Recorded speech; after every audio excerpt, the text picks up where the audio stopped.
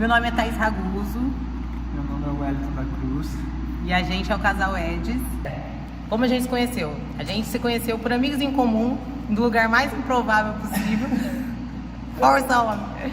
A gente se conheceu na balada, época era sertanejo de funk, onde mulher não pagava até meia-noite. Eu dura, como sempre, adorei a ideia, ia sempre. E lá era o lugar que ele sempre ia também, me deu uma carona, porque eu, como uma boa interesseira, falei, esse rapazinho bonitinho, tem carro, agora.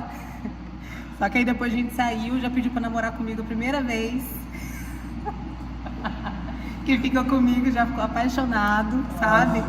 E não tinha como não sair casamento. Então a gente já tá, hoje, agora é 2025, a gente tá há 15 anos juntos e há 10 anos casados. Então é bastante tempo, é tempo suficiente pra repensar e reavaliar várias coisas. E foi isso que a gente teve no decorrer do nosso casamento. Como engravidamos cedo demais, porque a gente tava só há pouco tempo de namoro, né? Uns 2 anos de namoro. E quando é pra acontecer, gente. Porque ele já namorou anos com uma pessoa, eu anos com outra pessoa. Mas 2 anos juntos a gente fez a Mariana. Então era pra ser um casal Eds mesmo, era pra ser nós dois juntos mesmo. Essa parceria forte que a gente tem. É. Já passamos por muita coisa. Já moramos de favor no fundo da casa da minha mãe, já moramos de aluguel, já moramos em várias casas. Gente, e nossa primeira moradia juntos foi no apartamento. O Wellington odiou, porque o síndico lá era um ó. A minha filha é deficiente auditiva, a Mariana, e ela falava muito alto, a gente ria alto, conversava alto. E ele já chegou a mandar notificação de reclamação pra gente, pra vocês terem uma noção. Tive que mandar laudo mostrando que ela era deficiente, uma parará. Só que quando a gente foi morar junto, a gente não tinha nada, a gente só tinha amor no coração. E ele vivia falando isso, falei, vamos casar, vamos morar junto. Ele casava ver o quê? De amor? E é disso que a gente viveu os primeiros anos, porque a gente ganhou um guarda-roupa do meu cunhado na época, a gente não tinha móvel nenhum. Eu lembro que eu fiz um armário de caixa, peguei as caixas com a boca pra frente. Não tinha sofá, compramos no brechó. Nossa, mesa com a perna torta.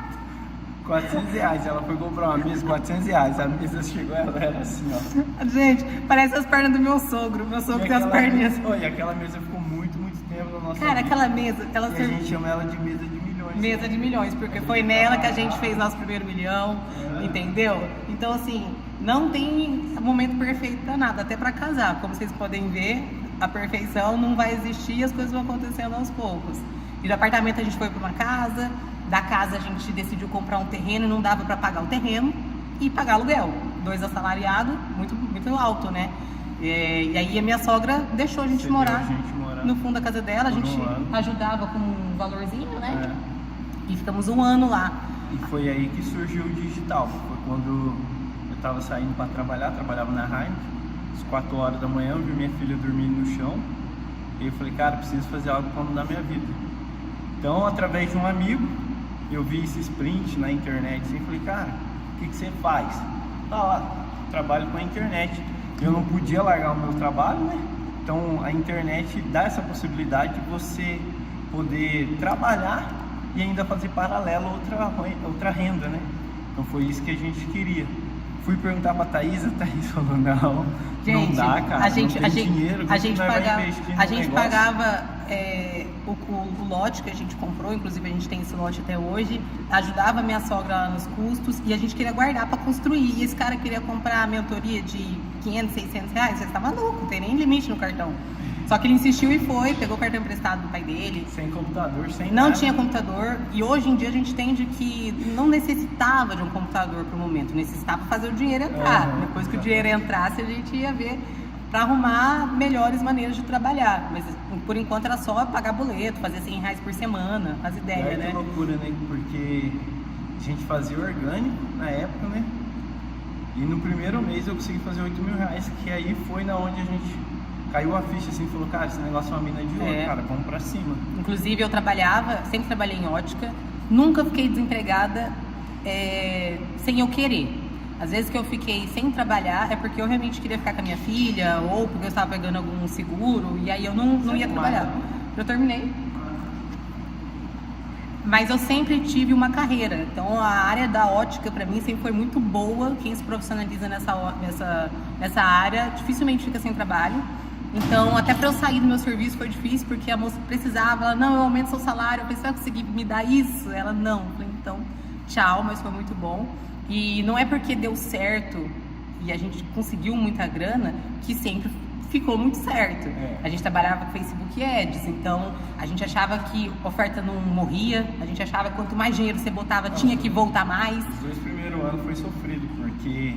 Sofrido eu não digo, porque a gente ainda teve retorno. Porra, 10 mil no primeiro mês não é tão sofrido. Mas eu digo porque a gente fez no orgânico, né, os 10 mil. Depois, quando a gente foi pro Facebook, a gente fez uma grana, assim, uns 150 mil, mas a gente também quebrou lá dentro, sim, entendeu? Porque é essa questão que eu falei pra vocês. Então, aí o Wellington, a gente não tava mais na casa da minha sogra, a gente já tava morando na nossa casinha de aluguel e só tinha o valor para pagar o aluguel. E aí a gente entrou numa crise muito grande, porque nenhum dos dois cuidava das finanças tão bem, né? A gente não tinha alguém que fazia isso. Ele falava, dá dinheiro pro tráfico? Eu dava. A gente não tinha essa conversa de empresa mesmo. Tirava das contas às vezes para fazer isso, ou tirava da empresa, que era uma bagunça. E aí ele veio me culpando uma época, mas você não me avisa, você não sei o quê. E até que a gente entendeu que era o momento ou da gente fazer alguma coisa ou voltar pro CLT. Nossa, aquele dia pra mim, gente, eu chorei horrores.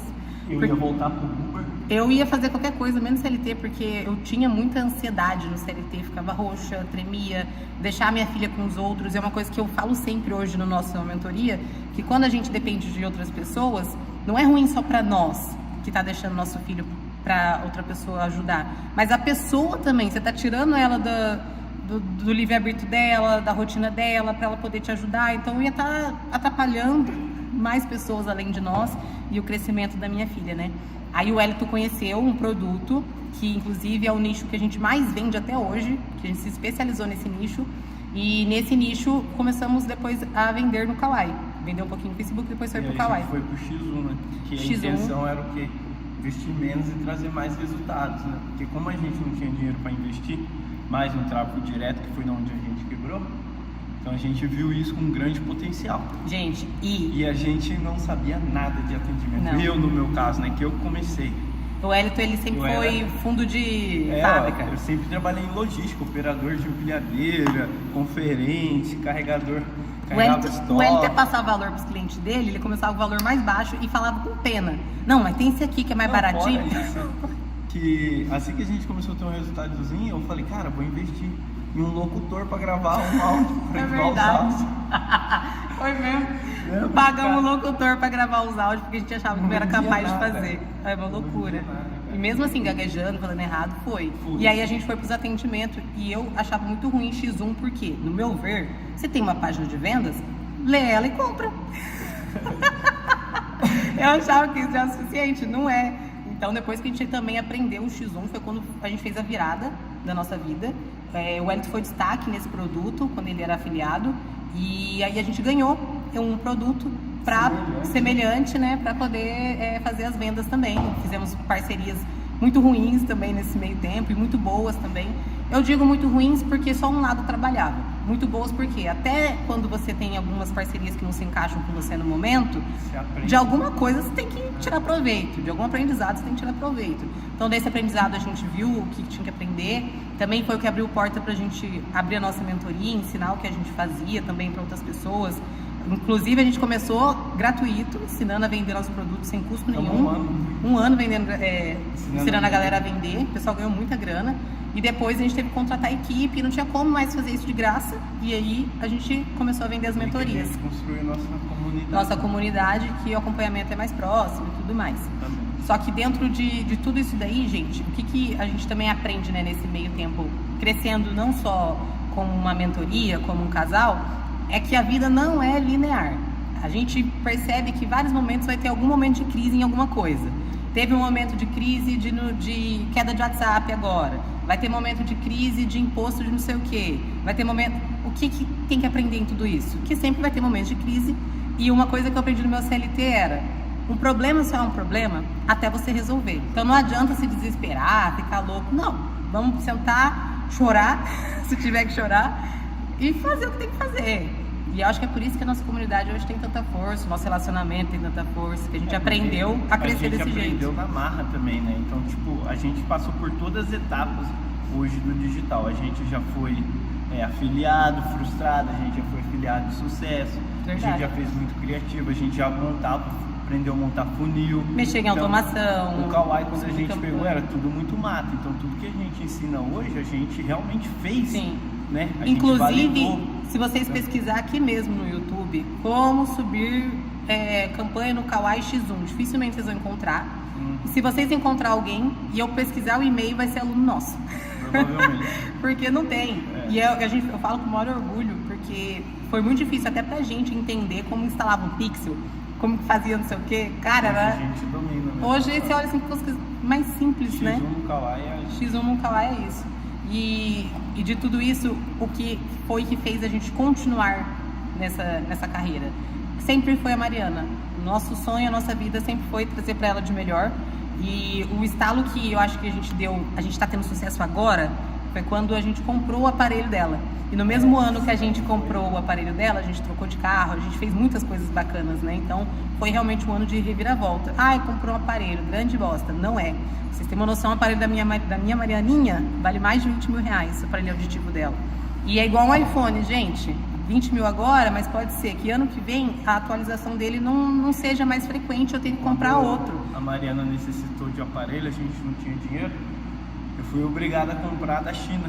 Né? Nossa, vou ver se eu consigo deixar a foto aqui no vídeo pra vocês eu verem. tive que comprar um aparelho da China, era desse tamanhão assim. E ela miudinha, porque E era ela pequenininha. miudinha, tipo assim, ela usava, não reclamava, mas não trazia a qualidade necessária Sim. pra ela, né? Aí todo mundo me julgava muito. Ah, porque você não entrou na prefeitura pra ganhar? Entramos, a prefeitura também. Uma briga desgramada. Primeiro a gente comprou, que é a primeira fono que atendeu a gente. Eu percebo hoje, com minha maturidade, que ela só queria empurrar venda pra nós. Então ela vendeu um aparelho que nem era do tamanho dela, um de cada modelo diferente, totalmente aleatório, nada a ver. E depois que a gente comprou esse e o governo deu um outro, o governo devia ter dado um que tinha um aparelho de conexão com um microfoninho, que se chama Roger, para ela poder estudar melhor, entender melhor. E o governo não deu, o dele não fazia conexão. Então, a gente poder proporcionar isso para ela também foi um momento de vitória, mostrar, olha, realmente a gente conseguiu, porque pagamos o aparelho sem aperto, sem nada. Isso é vencer. Você vê que esse detalhe que muita gente às vezes não tem condição de pagar, tem que ficar enfrentando fila, porque tem fila para você receber isso, e a gente poder proporcionar para ela foi maravilhoso. E até hoje ela tem o primeiro aparelho que a gente comprou, que é uma tecnologia mais antiga. De vez em quando ela coloca lá para o outro carregar e ela fala, nossa, mas isso aqui eu não estou escutando direito. Então, pra vocês terem noção que ela ficou muitos anos sem escutar direito. Às vezes a gente recebia reclamação na creche, na escola, que ela mordia a professora, que ela estava desatenta, E depois a gente foi estudar melhor, ela estava com estresse auditivo, ela não tinha acompanhamento que ela deveria ter. Então, todo momento não era culpa dela. Então, pensando bem, era até culpa nossa, por não estar conseguindo cumprir o nosso papel de pais, de chegar e prover para ela aquilo que ela precisava. Então, hoje, graças a Deus, a gente... O desenvolvimento dela também, Gente, esse ano passado a menina leu 9 livros. 9 livros. Falando bem, entendeu? Top 5 da sala. Não, é outra Passou, escola particular, entende? Porque é diferente, escola pública da particular, muito. Na quarta série a gente teve que tomar uma decisão muito grave também na escola, né? Que foi pedir para reprovar ela, porque ela saiu de uma escola pública para uma escola particular. Ela ficou 6 meses na escola particular. Quando ela chegou lá, 6 meses que ela ficou, ela estava muito atrasada. A escola chamou a gente para conversar. A Thaís já tinha isso em mente. Eu fiquei um pouco chateado, eu não queria, mas a gente conversando, a gente entrou num bom senso que realmente reprovar ela naquele momento ia fazer muito sentido para que nos próximos anos ela não ficava tão para trás assim, né? Então a gente decidiu reprovar ela na quarta série para ela refazer tudo que ela tinha aprendido do zero, e agora, como ela estava com um aparelho novo, então ia ser tudo melhor para ela, e né? Foi muito melhor. Exatamente, que hoje a Mariana, ela está desenvolvendo assim, outra coisa, de um jeito absurdo. E ela estuda sozinha. Eu nem ajudo mais. E um detalhe importante, na escola pública eu já tinha pedido para reprovar, eles falaram que não existe reprovar criança na quarta série. Olha que absurdo, a menina não sabia nem ler, como é que é passar pro 5º ano sem saber ler? Já é uma criança de pandemia, né, que pega esse meio tempo de pandemia. Então, gente, o que a gente vai concluir com toda essa nossa história? Lógico que é um resumo do resumo. São 15 anos juntos. Vai ter mais coisas. Vai ter mais coisa aqui pra vocês. Eu prometi vídeo sexta-feira, que seria hoje. Então esse vídeo vai ser postado hoje. E segue a gente. Mais pra frente a gente vai trazer um pouquinho mais do nosso trabalho também. Não vamos ficar só falando da gente, não. Mas vocês podem esperar que vai ter vidinha também. Não, vai ter vidinha também. Segue nós. Beijo. Até a próxima. Valeu.